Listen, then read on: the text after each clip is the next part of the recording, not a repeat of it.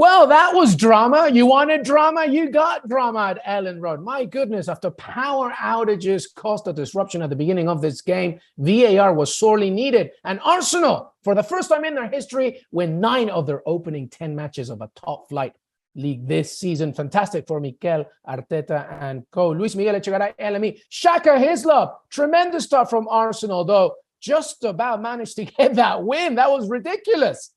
Yeah, this game was odd in so many ways. As you mentioned, we had to take this enforced break, a minute in, because of this power outage. And then you wondered, how would that affect either team? How would they come out the blocks? In the end, I thought it was a fairly even game. And then Bukayo Saka pops up with a well-taken goal up over the head of Meslier from a tight angle. And you thought that Arsenal would start to put some distance between themselves and their hosts. But it was anything but. I thought Leeds were very good. I thought Leeds matched Arsenal in so many departments and come away from this one wondering, how did that get away? And the answer is quite simple in that, one, a penalty that was given and not taken, and then a penalty and a red card that were given, but then that decision was overturned after the referee went over to the monitor, and this in the closing moments of the game. From beginning to end, it was drama that was unscripted, unanticipated, but in the end, somehow favored Arsenal. So you've said it before, Shaka, in previous videos when we were discussing some teams specifically in the Premier League, and I think it's a good thing to enforce once again. If you want to be a victor in the Premier League, not only do you have to be, creative and attractive and have a plan and an identity, but you have to win ugly.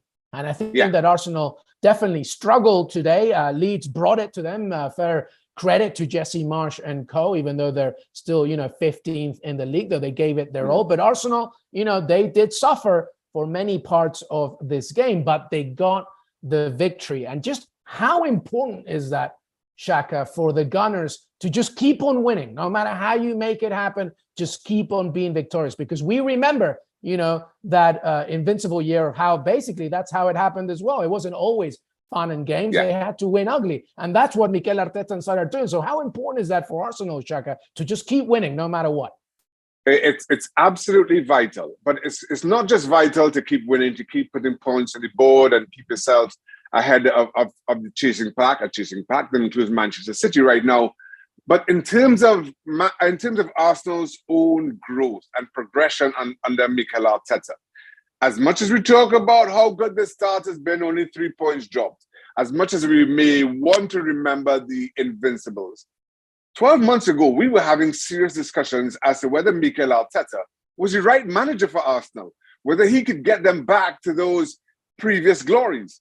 And then the start to this season. Then they lost to Manchester United, and he wanted to see how they'd respond. And I think the response has been wonderful. A lot has been made about comments around Arsenal and their youth and how Arteta can manage them. And these lessons are simply vital.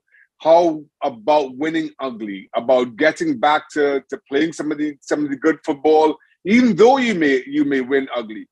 Sometimes you need Lady Luck to shine on you, which is another thing we've been talking about today. And certainly Gabriel had that at the very end. Leeds may wonder what they did to upset Lady Luck herself. But the truth is, Arsenal just keep churning these results out. And given some of their football when they've been at their best, I think they've earned the right to win ugly and take things away when lesser teams may not have. This is exactly the kind of game that Arsenal of 3 or 4 years ago would have lost. Yet, here they are. We're talking about 3 points, leaving Ellen Road, tough place to go, still sitting top of the table. Fantastic stuff from the Gunners, and some big games coming up in November before the World Cup comes. Final question very quickly here, Shaka. Is the World Cup a massive disruption now for Arsenal? Obviously, it's for everybody else, but Mikel Arteta surely just wants to keep on going. He doesn't want players to go to Qatar at this point. How disruptive is that going to be?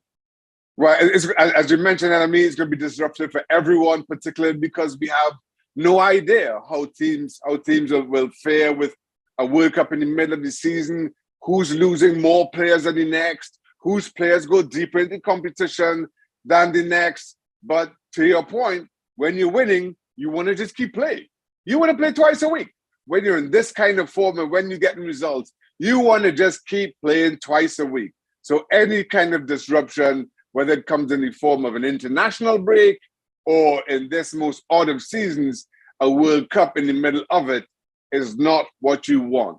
But we have a final assessment on that, I guess, by the end of December, certainly by the end of January, when players come back and you start to see how it affects teams for that all-important Christmas period into the new year, and as they start to gear up for the run to the end of the season, especially with those teams in European competition and the knockout legs of those various events.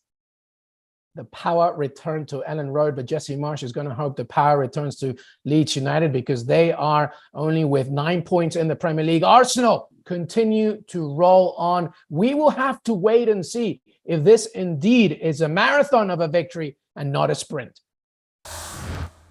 Thanks so much for watching ESPN on YouTube. And for more sports highlights and analysis, be sure to download the ESPN app. And for premium content and live streaming, subscribe to ESPN Plus.